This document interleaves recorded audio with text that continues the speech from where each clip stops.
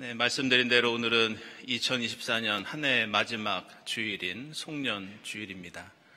저희가 여러모로 힘든 일이 있을 때마다 이런 걸 느낍니다. 우리는 하나님의 은혜 없이는 살 수 없는 존재다. 그러면서 하나님의 은혜를 우리는 더욱 소망하고 또 간구하게 됩니다. 그리고 여러 가지 고통과 어려움 속에서도 지금 여기까지 인도해 주신 하나님의 은혜에 감사하는 것도 우리 그리스도인의 도리요 또 중요한 신앙 고백이라고 할 수 있습니다. 이처럼 그리스도교 신앙에서 우리가 가장 많이 쓰고 또 가장 중요한 이 신앙의 개념이 은혜라는 말입니다.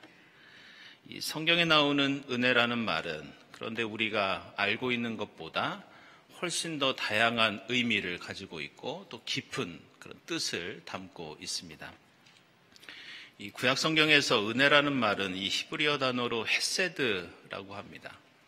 근데 이 헤세드라는 말은 은혜라는 뜻뿐만이 아니라 사랑, 구원, 긍휼, 자비, 복 이런 말로도 번역이 됩니다.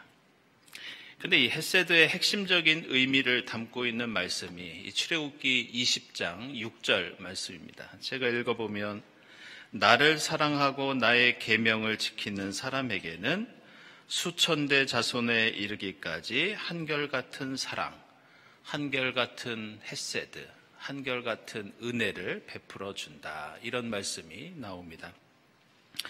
여기서 하나님의 은혜는 하나님의 계약을 지키는 사람들에게 주어지는 것입니다. 다시 말해서 무조건이 아니라 하나님과의 약속을 지키는 사람들. 따라서 은혜는 하나님이 일방적으로 베푸시는 긍휼과 사랑과 자비가 아니라 하나님과 인간 사이에 맺은 언약과 약속. 하나님과 인간이 서로 무엇인가 주고받으면서 함께 소통하면서 함께 동행하면서 이루는 신앙의 가치를 은혜, 헤세드 이렇게 부릅니다. 오늘 서두부터 이렇게 은혜에 대해서 말씀드리는 이유는 우리가 함께 읽은 이 세 본문의 말씀들 속에 우리가 경험하는 은혜의 사건이 어떤 것인지 매우 중요한 점을 우리에게 가르쳐주고 있기 때문입니다. 다시 말해서 오늘 세 본문의 말씀에는 하나님께서 우리 인간에게 은혜를 베풀어 주시고 우리는 다시 그 은혜에 감사하면서 그 은혜를 다시 확인하고 간구하게 되는데 그것이 어디에서 이루어지느냐? 바로 예배의 자리입니다. 예배를 통해 우리는 하나님 은혜를 믿고 깨닫고 경험하고 확인합니다. 그리고 다시 우리는 예배를 통해서 그 은혜에 감사하면서 은혜를 소망하고 간구합니다. 그래서 구약 성경에서 은혜라는 이 헤세드라고 하는 단어는 그 횟수가 245번이나 등장하는데 이 말이 가장 많이 나오는 책이 시편 말씀입니다. 시편에 이 헤세드라는 말이 무려 127번이나 등장합니다. 왜냐하면 시편은 예배의 책, 하나님께 기도하고 찬양하고 예배드리는 책이었기 때문에 이 은혜라는 헤세드라는 말이 이렇게 많이 나오는 걸 볼 수 있습니다. 오늘 사무엘 기상을 보시면 사무엘의 어머니는 해마다 남편과 함께 제사를 드리러 성소에 올라갔다 이런 말씀이 나옵니다. 그리고 골로새서 말씀에는 우리가 하나님의 택함을 받은 사랑받는 거룩한 사람이라면 우리는 하나님 앞에서 동정, 친절, 겸손, 온유, 그리고 인내와 용서와 사랑을 실천해야 한다고 강조하고 있습니다. 그러면서 뒷부분을 보시면 그 실천에는 반드시 하나님께 감사하는 마음으로 시와 찬미와 신령한 노래로 찬양하라고 명령하고 있습니다. 그리고 오늘 복음서에 누가복음서 2장 말씀에서도 마리아와 요셉과 예수는 유월절을 지키러 예루살렘에 올라갔고 예수는 그 성전에서 하나님의 말씀을 듣고 질문하면서 그 말씀을 나누었다고 나옵니다. 결국 오늘 세 본문에 공통으로 등장하는 것은 하나님께 드리는 제사, 우리가 드리는 감사와 찬송, 그리고 유월절 제사입니다. 그리고 이것은 모두 하나님께 드리는 예배에 관한 말씀입니다. 오늘 사무엘기에는 한나와 남편이 정성을 다해 온전한 예배를 하나님께 드렸을 때 아시는 것처럼 한나는 아이를 낳지 못하는 비참한 삶을 이어갔지만 기적적으로 사무엘을 낳게 됩니다. 그리고 다시 그 예배의 자리에서 하나님께 사무엘을 하나님의 일꾼으로 드립니다. 그래서 이 예배는 전형적인 하나님과 인간이 함께 이루어가는 은혜의 사례로서 어떻게 한나가 예배드리는 삶을 이어갔는지 우리에게 보여주고 있습니다. 그런데 사무엘기 전체의 이러한 주제는 이 기적이 개인의 기쁨으로만 끝나는 것이 아니라 한 가정의 행복으로만 끝나는 것이 아니라 그렇게 태어난 사무엘을 통해서 하나님은 어렵고 힘든 이스라엘을 구원하시는 놀라운 하나님의 구원 역사를 이루셨다는 것이 사무엘기의 주제입니다. 그러면서 사무엘기에는 이렇게 이스라엘 역사 전면에 등장하는 사무엘의 집안과 반대로 몰락해가는 엘리 제사장 가문의 이야기를 우리에게 보여주고 있습니다. 그리고 이 엘리 집안의 이야기 바로 이어서는 다시 이스라엘의 전면에 등장하는 사울 왕이 등장하고 다시 그 사울이 역사의 저편으로 사라지는 모습을 우리에게 보여주고 있습니다. 그런데 그 모든 역사의 무대 위로 올라가고 내려가고 번성하고 쇠락하는 그 기준이 무엇이었느냐? 바로 하나님께 드리는 이 예배였습니다. 이스라엘 역사상 가장 위대한 사사였던 사무엘의 등장은 말씀드린 것처럼 하나님께 정성껏 드렸던 예배를 통해 이루어졌습니다. 그 제사 때문에 한나는 사무엘을 낳았고 제사를 통해 사무엘을 드렸고 사무엘도 이 예배를 통해서 제사를 통해서 날로 성장했던 걸 볼 수 있습니다. 반대로 엘리 제사장 가문은 사무엘기상 2장 27절 이하를 보면 하나님께 드리는 제물을 탐했고 하나님께 제대로 예배를 드리지 못해서 엘리 가문 전체가 몰락하는 그런 장면을 우리에게 보여줍니다. 그리고 이것은 역사의 전면에 등장해서 이스라엘의 초대왕이 되었던 사울 왕도 마찬가지였습니다. 그는 영웅처럼 이스라엘 사회에 왕으로 등장했지만 그가 몰락했던 것은 다른 것이 아니라 그가 교만하여 사무엘 대신 자기 스스로 하나님께 잘못된 예배를 드림으로써 그 예배 때문에 사울은 망하게 됩니다. 이처럼 우리가 드리고 있는 이 예배는 드려도 그만, 안 드려도 그만인 그런 신앙의 단순한 옵션이 아닙니다. 우리는 오늘 누가복음서에 나오는 것처럼 왜 하나님의 아들 예수는 어릴 때부터 십자가의 죽음과 부활에 이르기까지 그토록 회당에서 성전에서 열심히 예배드리고 왜 예수는 하나님께 그토록 열심히 기도드렸는지 우리는 생각해 봐야 합니다. 그 정도 능력과 지혜를 갖춘 메시아라면 이런 예배쯤은 생략해도 되는 것 아닌가?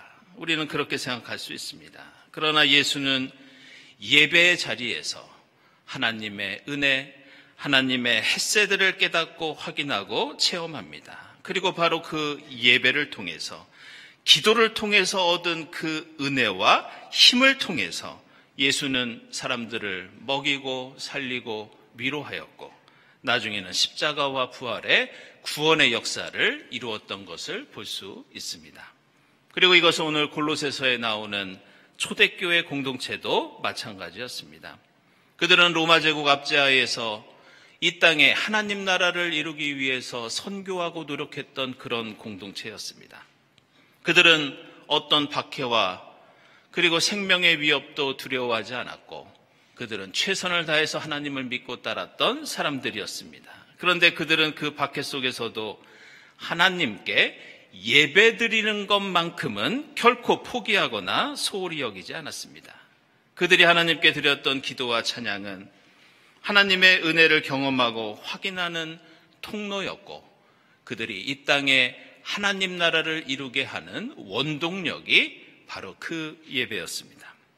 따라서 하나님께 온전히 드리는 예배는 한 개인이 체험하는 개인적인 은혜부터 나라와 민족이 달라지고 이 땅에 주님 나라를 이루는 구원 역사의 기초가 바로 예배라는 것을 우리는 깨달아야 합니다.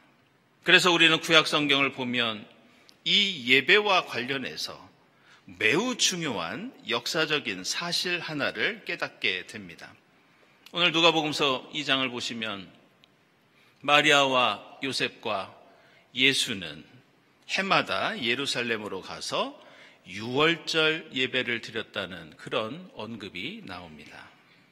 우리는 이렇게 유월절을 지키고 예배드리는 것을 별것 아닌 것으로 생각할 수 있지만 이스라엘 역사 전체를 보면 전혀 그렇지 않다는 것을 우리는 깨달을 수 있습니다.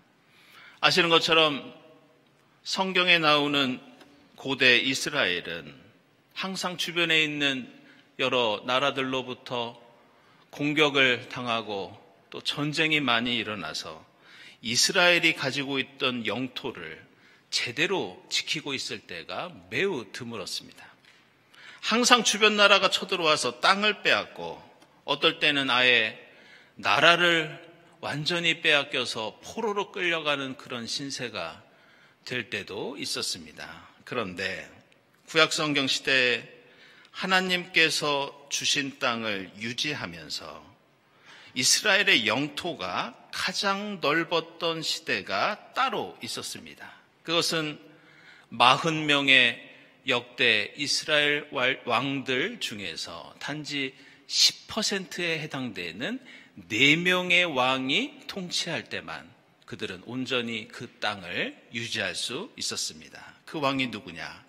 다윗, 솔로몬, 히스기야, 요시야, 이 4명의 왕들입니다. 우리는 다윗이 얼마나 하나님 앞에서 겸손했고 나의 나된 것은 오직 하나님의 은혜라고 고백하며 산 것을 알고 있습니다. 솔로몬도 나중에는 타락해서 그의 나라가 쇠락했지만 처음에는 얼마나 신실하게 하나님을 섬기고 하나님께 1000번제를 드리며 예배를 드렸는지 우리는 알고 있습니다. 그래서 열왕기상 4장을 보면 다윗 솔로몬 시대의 행정구역이 나오는데 그 행정구역에 묘사된 이스라엘의 영토는 역사상 가장 넓은 땅이었습니다. 열왕기하 18장 5절 이하에서는 히스기야 왕이 우상을 철폐하고 하나님만을 온전히 섬기고 열심히 예배했다는 말씀이 나옵니다. 그런데 이러한 예배에 대한 말씀에 이어서 등장하는 것이 18장 8절에서 히스기야가 이전에 빼앗겼던 이스라엘의 약속의 땅을 회복했다는 땅에 대한 말씀이 이어서 등장합니다. 이것은 요시야도 마찬가지입니다. 역대기하 34장과 35장을 보면 요시야가 이방 예배를 없애고 하나님께 유월절을 지키면서 하나님을 온전히 섬겼다는 그런 말씀이 나옵니다. 그런데 이 말씀과 함께 등장하는 34장 6절에서 요시야 왕은 이전에 잃어버렸던 땅을 다시 회복했다는 말씀이 역시 함께 등장합니다. 놀랍게도 이 4명의 왕을 제외하고는 이스라엘은 항상 주변 나라에 의해서 땅을 빼앗기고 엄청난 고통과 어려움 속에 살아갑니다. 그런데 주목할 것은 이 4명의 왕만이 이 나라를, 이 영토를 유지하게 했던 한 가지 공통점이 있었는데 그것이 무엇이냐? 바로 유월절을 지키고 하나님의 은혜를 기억하면서 하나님께 성실히 예배를 드렸을 때 이스라엘 전체 역사에서 단지 이 4명의 왕 시절에만 이스라엘은 평안을 누릴 수 있었습니다. 독일의 여성 신학자인 여러분도 들어보셨을 법한 이 도로테 주엘레라는 분이 있는데 이분이 쓴 책 중에 신비와 저항이라는 이런 책이 있습니다. 이 책은 우리가 경험하는 하나님의 신비, 우리가 예배에서 경험하는 하나님의 은혜가 개인과 영적인 영역에만 머무는 것이 아니라 사회적 불의와 억압에 저항하는 삶의 방식이 될 수 있고 또 그렇게 되어야 한다고 주장하는 그런 내용을 담고 있습니다. 그러면서 이 도르테 주엘레는 우리가 함께 모인 이 주일이라고 하는 날, 우리가 드리는 이 예배에 대해서 이런 말을 남겼습니다.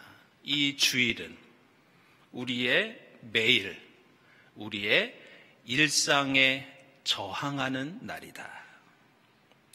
저는 도르테 주엘레가 주장한 신비와 저항의 개념을 조금 달리하면 은혜와 저항, 이렇게 말할 수 있다고 생각합니다. 우리의 저항은 사회적이고 역사적이고 그리고 개인적이고 실존적인 저항입니다. 우리는 죽을 수밖에 없고 병들 수 없는 우리 인간 실존에 대한 두려움, 공포, 슬픔에 저항해야 합니다. 우리는 이 세상의 불의와 폭력에도 저항해야 하고 차별과 혐오와 갈등에도 우리는 저항해야 합니다.